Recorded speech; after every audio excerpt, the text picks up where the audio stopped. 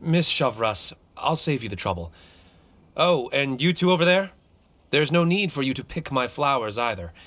It's not time for them to bloom yet. Oh! Okay.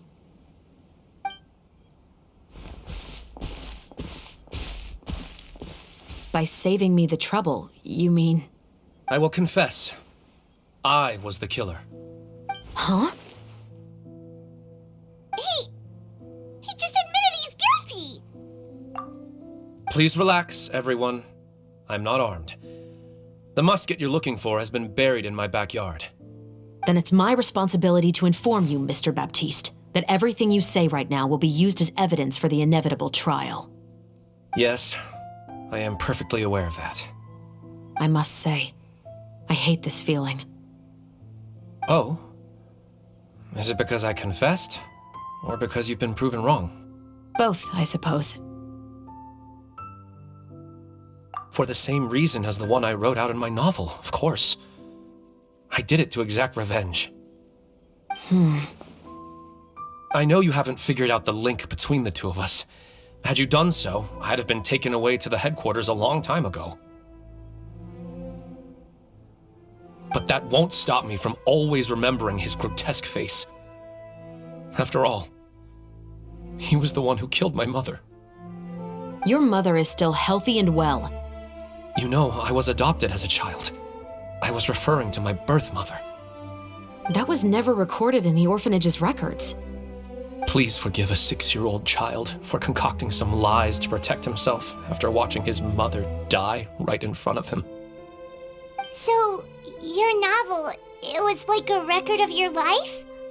No, of course not. It was a work of fiction with many embellished parts. But I am indeed the illegitimate son of a wealthy and influential man who abused his power to murder my mother. That part was 100% real. But the man you killed didn't have a Mora to his name. He was a hired assassin, an irredeemable beast who sank his fangs into a defenseless woman just for a few bags of Mora. But if that's really the truth, you wouldn't be telling us any of this now. You still haven't managed to take revenge against your father, the true mastermind behind it all. I never thought I'd hear that kind of thing from the captain of the Special Security and Surveillance Patrol. I'm simply skeptical about your motives. It's simple, really. I've grown tired of everything and don't want to shoulder this burden anymore. You may have considered me too soft to pull the trigger. Well, as it turns out, you are exactly right. I've become overwhelmed by the aftermath of the murder. So you're going to call a stop to your revenge, just like that? The true mastermind is too rich and too powerful for me. I've accepted that I will never be able to avenge my mother alone. And so what? The characters in your book never gave up. Now, Officer Shavras, I'm the one who has killed a man, aren't I? Are you trying to convince me to commit another crime? What's your father's name?